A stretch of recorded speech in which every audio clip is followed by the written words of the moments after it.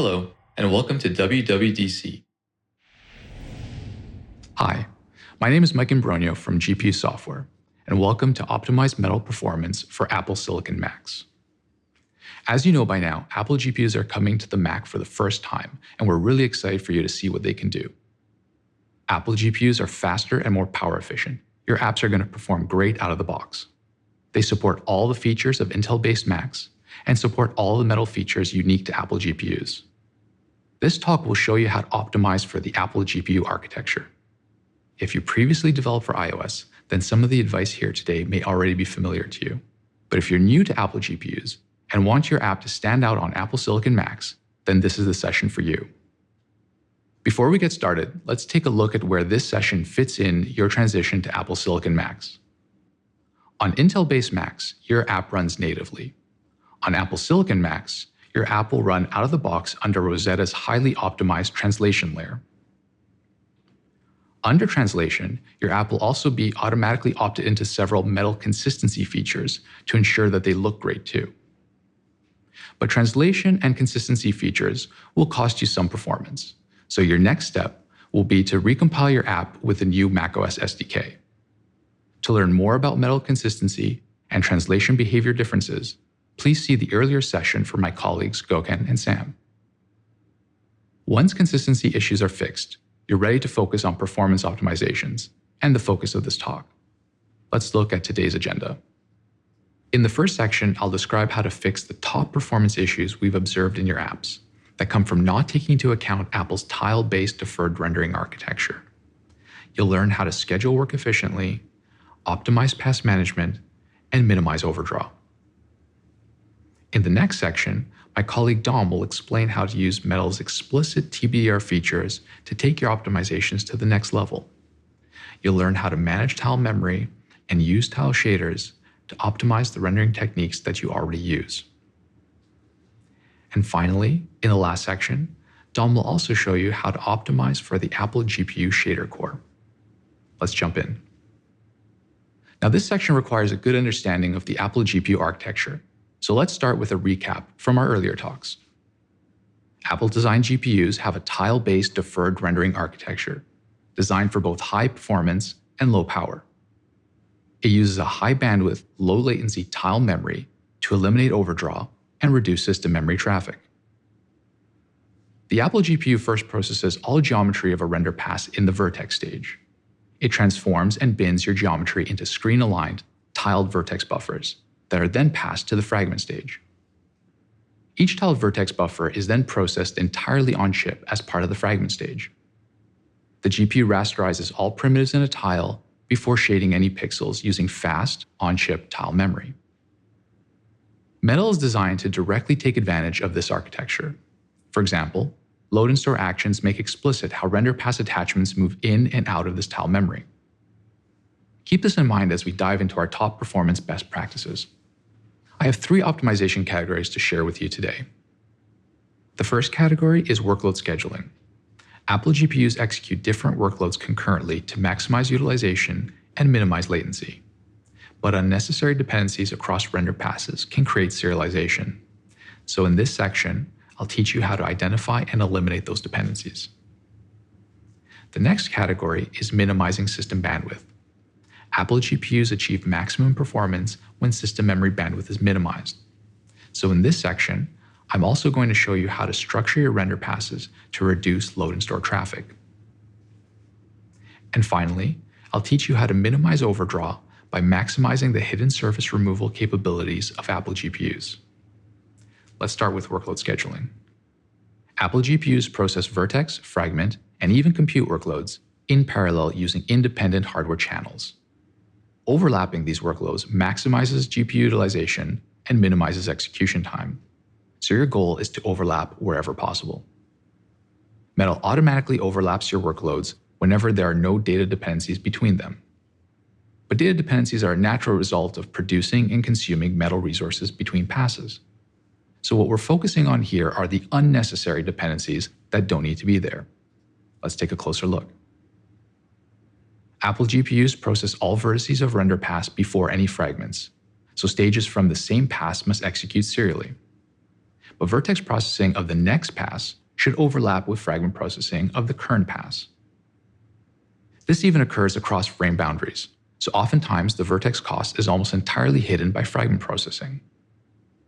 But now let's take a look at what happens when you make vertex work dependent on fragment work of a previous pass.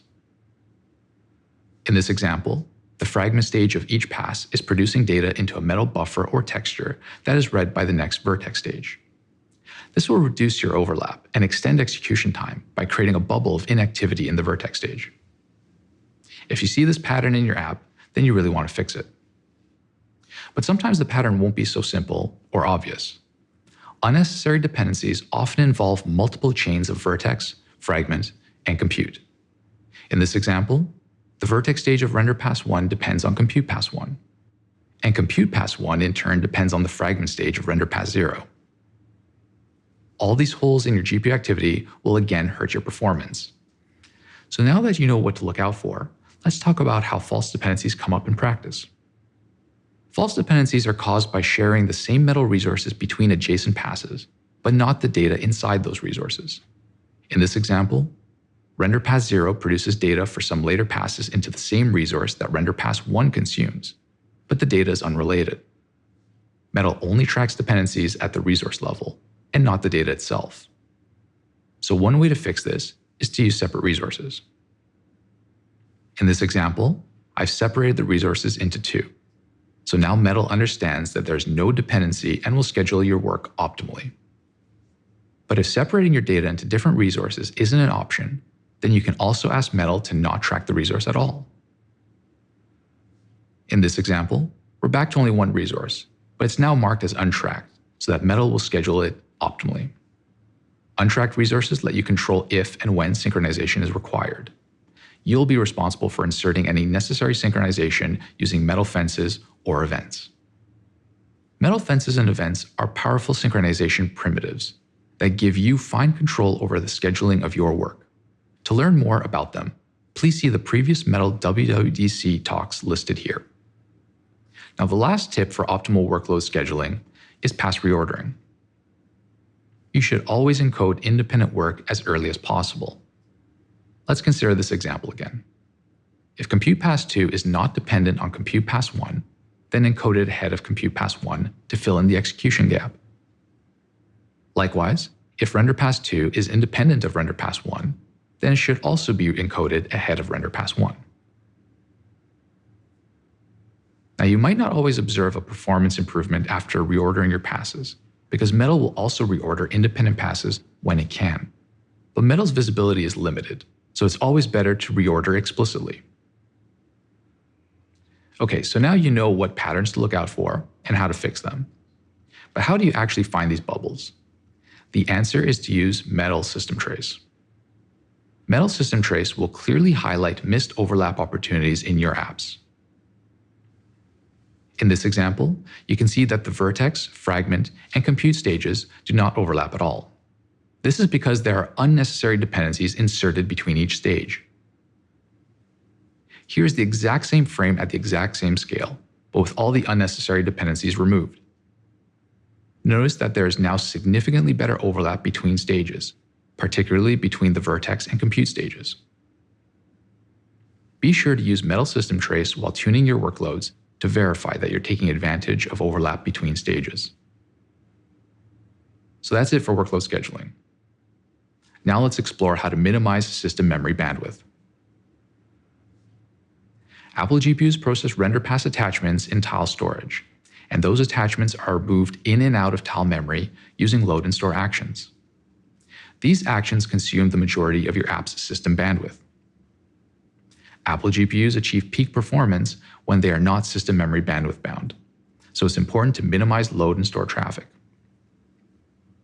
Load and store actions are executed for each render pass, so you can minimize load and store traffic by reducing the number of render passes used.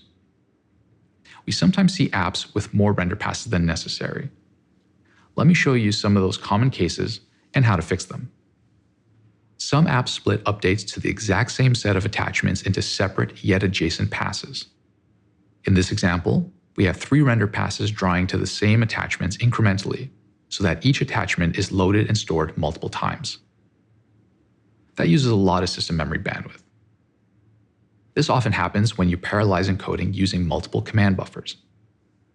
Metal lets you encode different passes to different command buffers in parallel to minimize CPU latency, so it's not surprising that you might be using it in this way. You might even think it's the only way to achieve encoding parallelism in Metal based on experience with other graphics APIs. In this example, the app is encoding on the CPU timeline the 3 parts of the G buffer into 3 separate command buffers. But the G buffer is logically a single render pass, so it should be encoded that way to avoid the execution overhead of repeatedly loading and storing the same attachments. To fix this, we should instead use Metal's parallel render command encoder. With parallel render command encoders, you still achieve your goal of multi-threaded encoding, but without the execution cost. In this example, I've replaced the separate command buffers with parallel subencoders. Metal will combine those subencoders into a single render pass before execution, saving most of the system memory bandwidth along the way. Let's take a quick look at how the API is used. You start by creating a parallel render command encoder. The descriptor is set up exactly how you would for a regular render pass encoder. All subencoders will share the exact same render pass configuration. You then create your subencoders. In this case, I'm creating 2 subencoders. The order in which subencoder commands execute is implied by the creation order, so it's important to create those upfront to match your intended order. You then hand off the subencoders to your worker threads for async encoding. In this case, I'm dispatching asynchronously to the global queue. And once encoding is complete, you'll need to finalize the parallel encoder. In this example, I first wait for completion using my dispatch group before finalizing. Now let's look at another common case where render passes are split unnecessarily. In this example, we have a forward renderer drawing opaque geometry in the first pass and translucent objects in the second. The set of attachments are the same, but the load and store actions are different. In the first pass, color and depth are written, and in the second pass, color is accumulated, but depth is only loaded. We often see this pattern in apps that choose to abstract their graphics API usage, and that abstraction decides when to start a new pass based on the attachments used and the actions needed. Now, you don't have to change your abstraction layer to fix this. You only need to update your app logic to avoid splitting passes when only the actions change. Here I've merged the 2 passes by drawing the translucent objects immediately after the opaque objects. I can do this because render passes don't need to be split when only load and store actions change. This eliminates the intermediate loads and stores, and the associated system memory bandwidth. Merging also lets you store only the final color just once. We also don't need the depth attachment outside of this pass, so I set its store action to don't care. And in this case, the depth buffer isn't used outside the pass either, so I mark it memory list to save on footprint too. Now let's look at another common pattern we call attachment ping-ponging. Apps often need to perform some intermediate rendering that is then composited onto the main scene, and often have to do so repeatedly. This looks like a game of ping pong, where the app switches back and forth between 2 sets of attachments. In this example, we're lighting a scene with a series of lights. Each light needs a screen space attenuation texture generated before lighting the scene. Each light therefore creates a separate render pass, forcing the main scene attachments to load and store repeatedly. This, of course, is not great for performance. To fix this, let's use multiple render targets. Metal lets you reference up to 8 color attachments in each pass. So here I just reference both the main scene texture and the light attenuation texture together. Draws for the main scene will target the main scene texture, and attenuation draws will target only its texture. This optimization avoids all the intermediate memory traffic. Only the main scene attachment is stored. The attenuation attachment is set to the don't care store action. The attenuation attachment isn't referenced outside this pass either, so I've marked it memory list too. Now let's take a quick look at how to set up the pass for this example. You start by creating the main scene attachment. Then create the attenuation attachment of the same size. Notice that I've marked it memory list here. Then you create the render pass by first describing the attachment configuration. We want to clear both the scene and attenuation textures, but only store the scene texture. And finally, we create our render pass from our descriptor. That's it. Now let's look at an example of how not to clear attachments in Metal. Here's another common pattern we see for apps ported from other graphics APIs that have a standalone clear operation. In this example, the standalone clear is translated into a separate render pass that only exists to clear that attachment. This again generates wasted system memory traffic. The solution is to fold the clear operation into the render pass that needs it. With Apple GPUs, the clear load action only operates on tile memory, and draws will also target tile memory, either occluding or overwriting the cleared pixel. So you don't waste bandwidth storing cleared pixels that are later overdrawn. So that's a simple load action improvement. For our last tip, let's look at a similar store action improvement that you can make to your multi-sampled apps. Multi-sampled anti-aliasing is a great way to improve the image quality of your app, and on Apple GPUs, it's really efficient when used correctly. Some apps, however, are choosing to first store the multi-sampled attachment data and then reload it just to perform the resolve operation. In this example, we store the sample data for both color and depth in the first pass, and then resolve both in the second pass. Like the separate clear example, we often observe this pattern in apps ported from other graphics APIs that don't support load actions. But sample data is rarely needed off chip, so the resolve operation should really be performed as part of the previous pass. That way, we only consume system memory bandwidth for the pixels that matter and not the samples. Also notice in this example that I've made the MSA textures memoryless. MSA samples are often only ever needed within a pass, so that's a great opportunity to save a lot of memory. So that's our advice for minimizing system memory bandwidth in your apps. Now let's learn how to maximize hidden surface removal efficiency to minimize overdraw. Remember that Apple GPUs support hidden surface removal in hardware. The goal of HSR is to shade only visible pixels and not pixels occluded by later draws. To do this, HSR categorizes fragments based on their visibility. First, we have opaque fragments, which always occlude or hide everything beneath them. Then we have feedback fragments, which are generated by fragment functions containing a discard statement or that return a depth value. Alpha-tested foliage falls into this category. And finally, we have translucent fragments, which blend with their background like a smoke effect would. To maximize HSR efficiency, draw each type of fragment together and in the order shown. First opaque, then feedback, and finally translucent objects. Draw ordering within each category only matters for feedback and translucent fragments. Opaque draws can be in any order, but are usually sorted by your app's material system. Let's focus more on opaque fragments. Opaque fragments allow HSR to eliminate the most work because any pixel beneath them can be rejected before shading. For example, when rendering the opaque triangles on the right, hidden surface removal will reject all fragments belonging to the yellow and green triangles that are covered by the blue triangle. Not all opaque geometry is treated equally though. We already know that some metal features will make your fragments non-opaque, like alpha blending and alpha testing. But some metal features will also reduce hidden surface removal efficiency. It's okay to use those features when needed, but you should be aware of their performance and how to minimize the efficiency impact.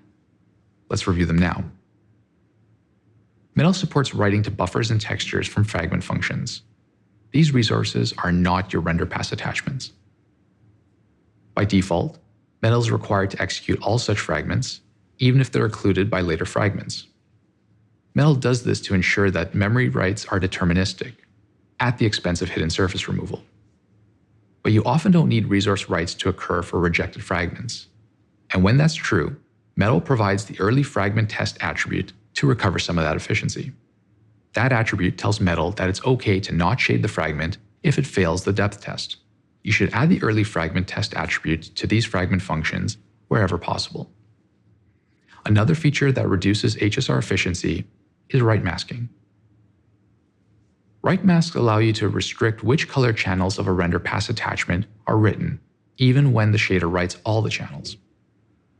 In this example, color attachment 0 will only have its red and green channels written by the fragment function bound to this pipeline. The blue and alpha channels will not be updated. Metal must preserve the untouched channels for correctness, and on Apple GPUs, that means shading underlapping fragments to first generate those values. All channels of the underlapping fragment are shaded, even though only some channel values are actually needed, so some computation is wasted. Now, if you need right masking to express your rendering technique, then by all means use it. And you probably intended to use right masking when you set it up through the Metal API. But now let me show you an example we found where right masking was not intentional. Right mask can be set up in fragment functions too, and fragment functions that don't write any channels of an attachment are also right masking. Consider this on-chip deferred rendering example.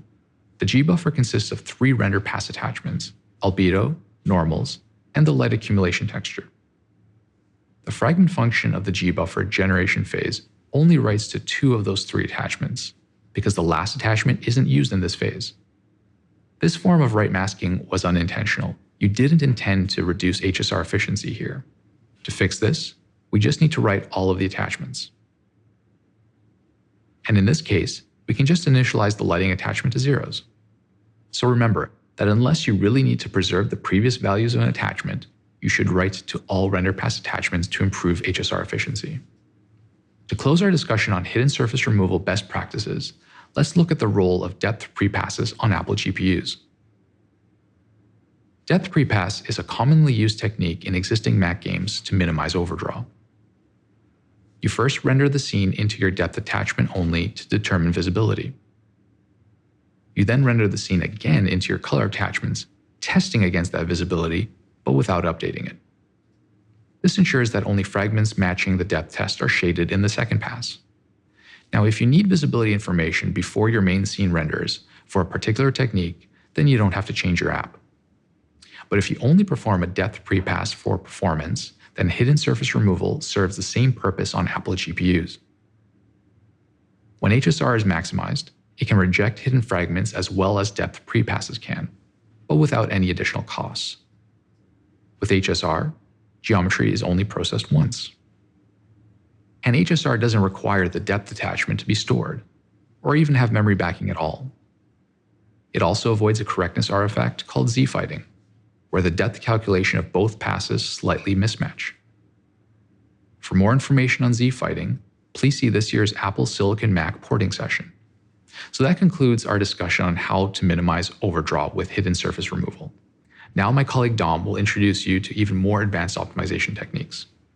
Hey, thanks Mike. In the first part of this video, we've seen some performance optimization techniques for Apple GPUs that require some relatively small changes in your use of the Metal API. In this section instead, we're going to discuss about further optimization opportunities based on Metal features that are specific to Apple GPUs, such as style shaders and programmable blending. Let's start talking about how to optimize the first shading on Apple GPUs. The first shading is a lighting solution commonly used in several game engines. As a quick recap, in the third shading, rendering is split in 2 passes. First, we draw all the scene geometry to compute some per-pixel material properties. In this case, albedo, normals, and surface roughness are stored in 3 different attachments. That's what we call gbuffer. Then in the second pass, the gbuffer data is used to compute the final per-pixel lighting output. The main idea is that decoupling geometry from lighting can keep the shading costs under control. A common issue of the first shading is that gbuffers can have a large memory footprint and bandwidth costs, especially in cases where multiple gbuffers are used to shade unique materials such as hair or skin. However, Apple GPUs support features designed to reduce the number of render passes for the first shading. Programmable blending can reduce the bandwidth cost, and when combined with memory-less render targets, the memory footprint can be reduced to a small fraction. Here you have a basic example of a deferred renderer ported from Intel-based Macs. The gbuffer attachments are rendered and stored to system memory by the first command encoder. The attachments are read back immediately afterwards in the lighting pass, consuming a significant amount of memory bandwidth. Metal on macOS supports the concept of memory barrier, and some developers use this construct in their deferred renderers. A memory barrier is a synchronization object that ensures that all writes to a given set of resources have completed before further commands can be processed. So in this case, a memory barrier on the fragment stage could be used to combine the gbuffer and lighting passes together. However, memory barriers within the fragment stage are a very expensive operation on Apple GPUs. That's because they require to flush the tile memory to system memory, which is what we want to avoid in the first place. Fortunately, you can use programmable blending to optimize this deferred renderer into a single pass. Programmable blending allows your shader to access the current pixels value for all color attachments. The results are accessible in the on-chip tile memory without needing to go through system memory. One important detail to highlight is that the tile memory stores color and depth attachments separately, so the depth is not directly accessible to a fragment shader.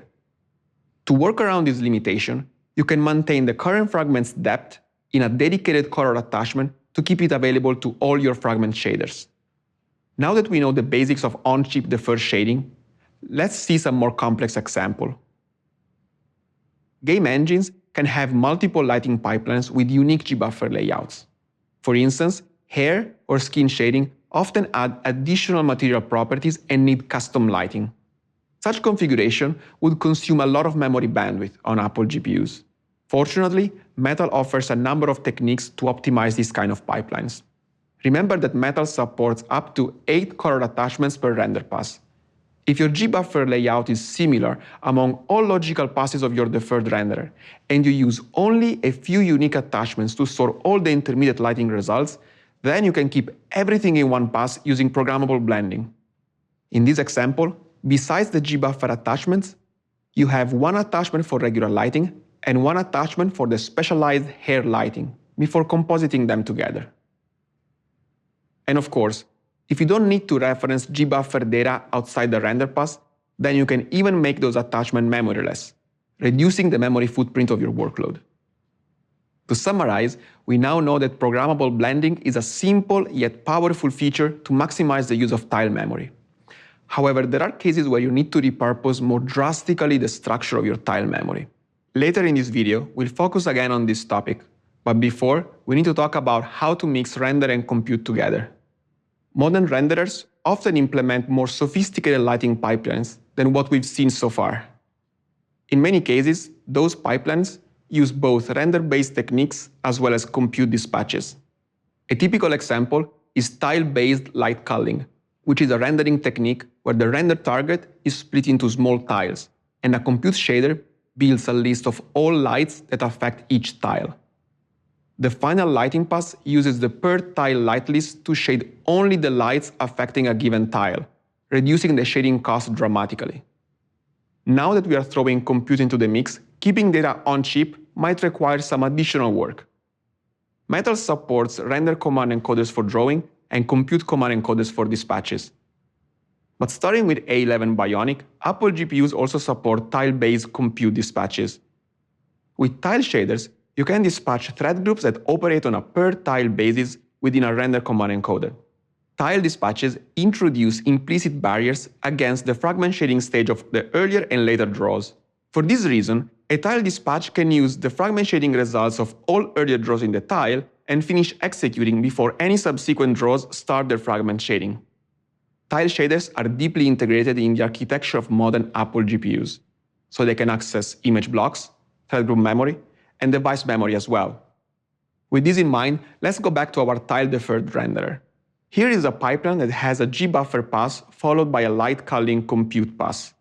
To determine whether a light affects a given tile, the light culling pass uses the depth attachment produced by the gbuffer pass. Finally, the culled light list is used in the last compute pass to accumulate the lighting contribution of all lights in a given tile. Without tile shading, dispatching thread groups with a compute command encoder would break rendering into 3 passes, forcing several flushes of the tile memory to system memory.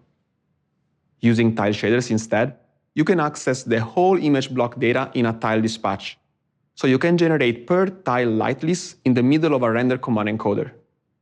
With this configuration, the light list is stored in a thread group memory buffer, which can be read by the fragment shaders that calculate lighting later on. And once again, because most of the intermediate data stays in the on-chip tile memory, you could use memoryless attachments to reduce the memory footprint. Let's look at how to set up the render path descriptor for this configuration. Let's define the dimension of the on-chip tiles so that they match with the light culling scheme. In this case, I'm using 32 by 32 pixels for each tile. One detail to keep in mind is that Apple GPUs only support a few different tile dimensions. Then I allocate the thread group memory buffer used to store the per tile light list. I'm assuming that each tile will contain up to 8 unique lights. Now it's time to set up the gbuffer attachments. Notice that I'm using the don't care store action, as I don't want to store the gbuffers back to system memory. And as discussed, we can use memoryless textures for those attachments. The last 3 lines configure the lighting attachment to be cleared at the beginning of the render pass and stored out to system memory at the end of the render pass. And that's it. Our render pass descriptor is now ready to be used.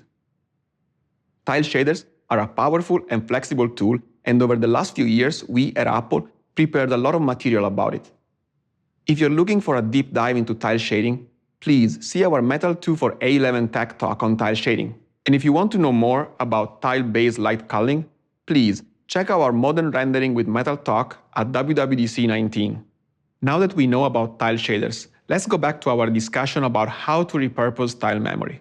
One more reason to have tile shaders in your toolbox is when you need to change the layout of your image block or thread group memory. When you're looking for opportunities to merge passes, sometimes you have data stored in color attachments or image block fields that are no longer needed. A good example would be transitioning an image block from a gbuffer layout to a layout suitable to sort and accumulate multiple layers of translucent geometry. To implement this transition, you need a fragment-based tile pipeline, which is a tile shader dispatch with a fragment function bound. Let's look at the source code. Here is the image block layout used for the first shading. I want to transition to a layout that is useful for storing multiple layers of translucent fragments per pixel. This struct will serve as the fragment shader output. It has a single field marked with the image block data attribute.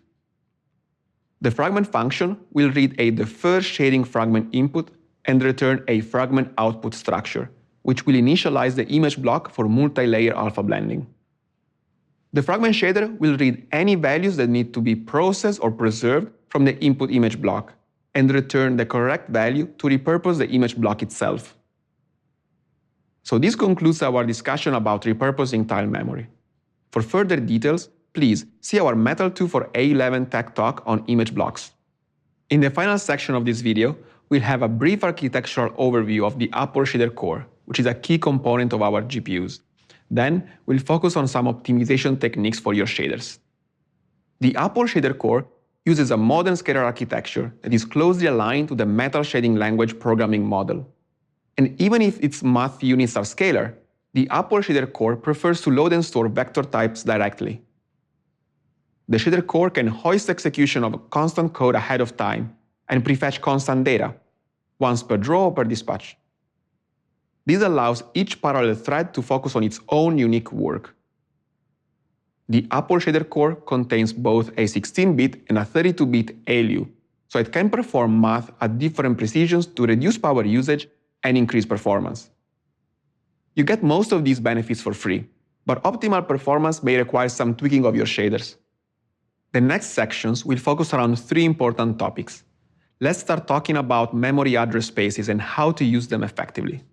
GPUs have multiple paths to memory that are designed for different access patterns.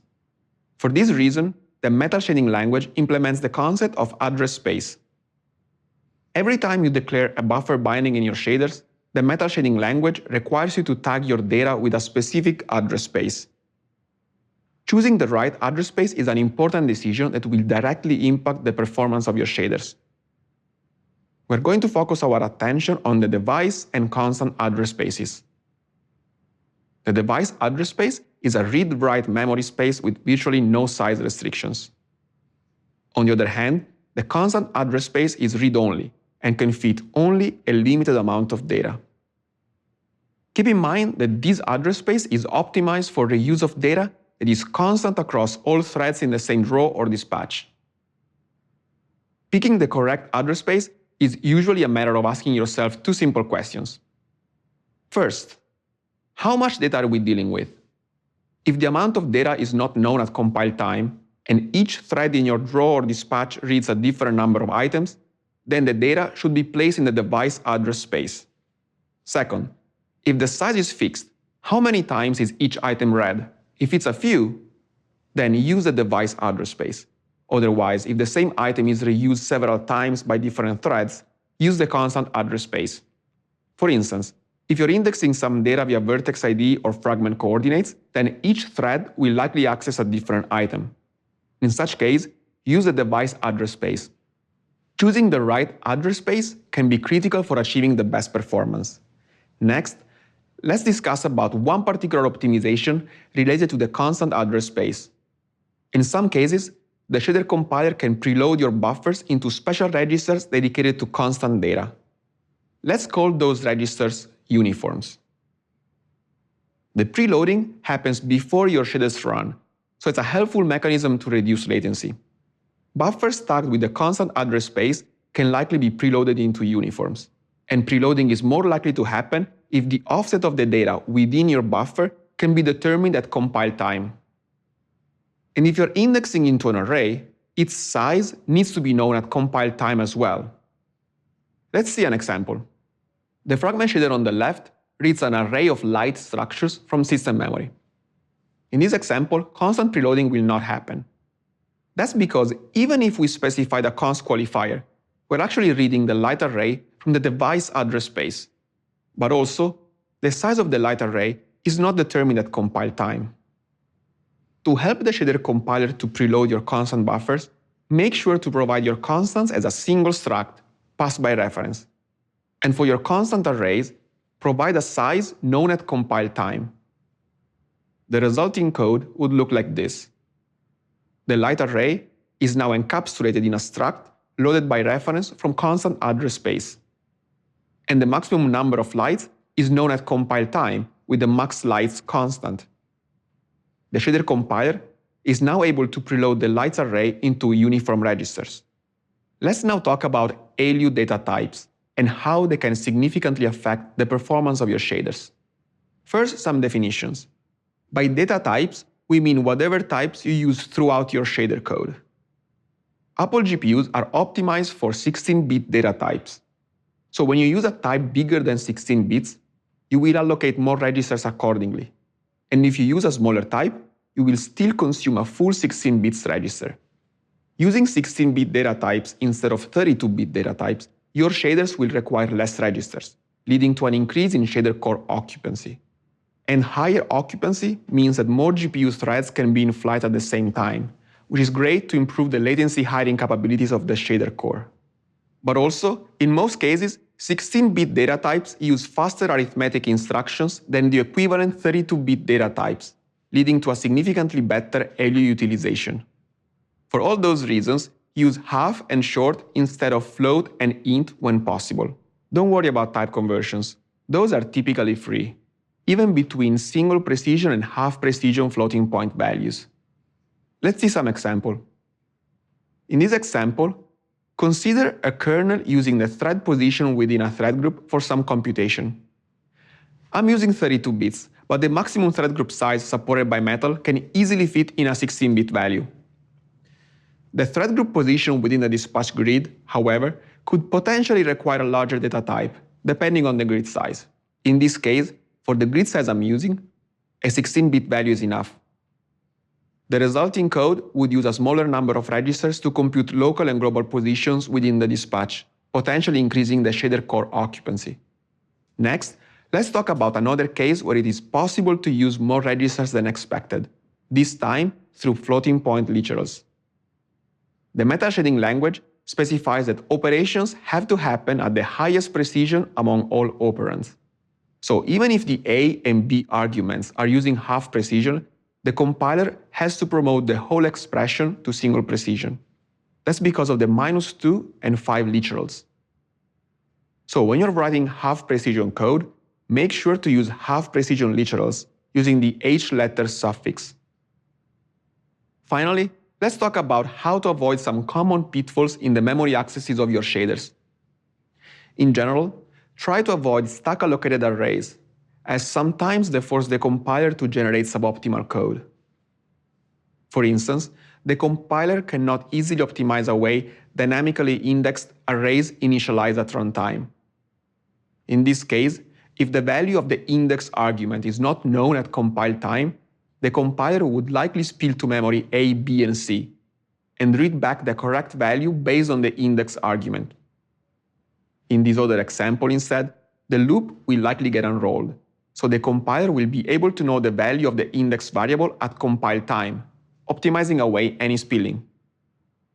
The best way to know if you have stack accesses getting spilled to memory is to use the GPU frame debugger in Xcode. If you see a warning sign next to one of your draws, click on the Pipeline Statistics section.